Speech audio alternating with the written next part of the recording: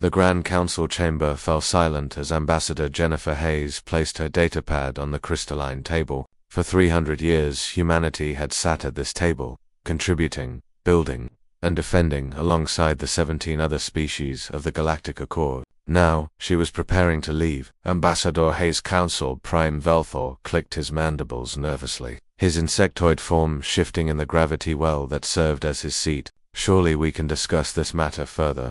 The vote was merely a procedural. Jennifer raised her hand, and the Zelthian diplomat's words died in his throat. She didn't speak. Instead, she gathered her belongings with deliberate calm, her face an unreadable mask. Beside her, Alex Chen, Earth's military liaison, did the same. His jaw was set, his eyes forward. The other council members exchanged uncertain glances. The Kyvorians, with their telepathic abilities, couldn't read the humans, they never could. The crystalline shardlings dimmed their luminescence in confusion. The massive Granthors, usually so confident in their strengths, seemed suddenly small. "This is absurd," hissed Ambassador Shrith of the Serpentine Collective, her scaled hood flaring. "You cannot simply leave because one vote didn't favor your primitive homeworld. You need us more than we need you." Jennifer paused at the doorway. For a moment, Alex thought she might respond, might defend humanity one last time. But she simply looked at Shrith, then at each council member in turn, and walked out. Alex followed, the door sealing behind them with a soft hiss. Behind them, the council erupted into debate. 3 months passed. The first sign came when the Kyvorian merchant fleet arrived at Station Meridian, humanity's largest trading hub, to find it empty. Not abandoned, simply closed to non-human traffic. The station still hummed with activity, but human ships now only docked with human ports. "They'll come back," Shrith had insisted. "They're posturing. Earth needs our medical technology, our quantum drives, but the reports kept coming.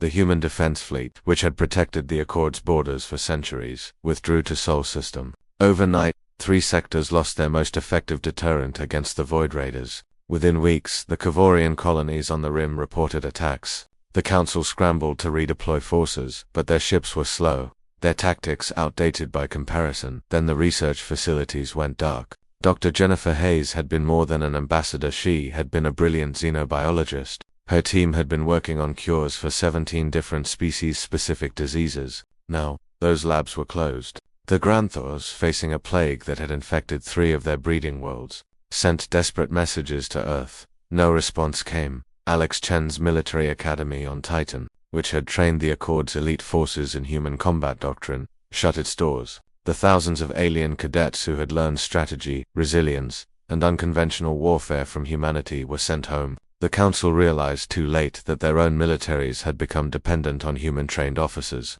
"We made a mistake," Velthor admitted in a closed session, 6 months after humanity's departure. The vote to deny Earth's petition for protected status on their historical sites. It was short-sighted. It was more than that, said Ambassador Kriever of the Shardlings, her crystalline form pulsing with regret. "We've been dismissing them for decades, calling their emotions primitive, their violence barbaric, their attachments to homeworlds and family inefficient." Shrith remained defiant. "They're one species among 18. We'll adapt." But they couldn't. The economic models collapsed first. Human manufacturing had been the backbone of the Accord's economy, not because they had the best technology, but because they iterated faster, adapted quicker, and never stopped improving. Human traders had filled the gaps between species who wouldn't deal with each other due to ancient grudges. Human mediators had resolved conflicts that had simmered for millennia. The cultural exchanges ended. Human music, art, and literature had been the glue holding disparate species together. Without it, old prejudices resurfaced. The Kyvorians and Serpentines nearly went to war over a trade dispute that a human arbitrator would have resolved in an afternoon.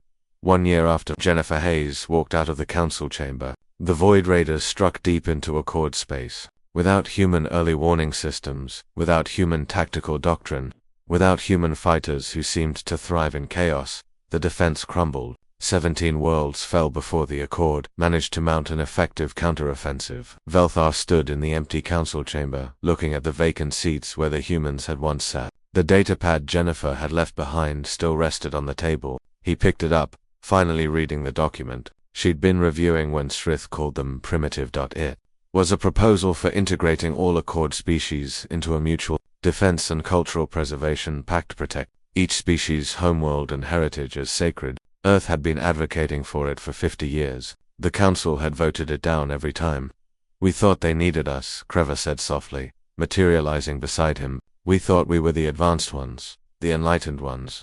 They never argued, Belther observed. Not that last day. Jennifer could have raged at us. Alex could have threatened us. Instead, they just ... left. That's what makes them terrifying, Creva replied. And what we've lost. They don't need to shout to be heard. They simply act. And now we understand what we had. The distress signals from the rim continued to flood in. The accord was fracturing, and humanity, in Sol System, remained silent. Velther composed a message, his claws trembling. Ambassador Hayes, the council formally requests. He paused, then deleted it. Words weren't enough anymore. The humans had shown them that. Instead, he drafted a resolution, full acceptance of Earth's Cultural Preservation Pact, protected status for all homeworlds, equal voting weight for humanity. It was everything they'd asked for and been denied. He transmitted it to Earth and waited. 3 days later, Jennifer Hayes' response arrived. Just 2 words: we'll consider. For the first time in its 1,000-year history, the Galactic Accord learned what it meant to hope.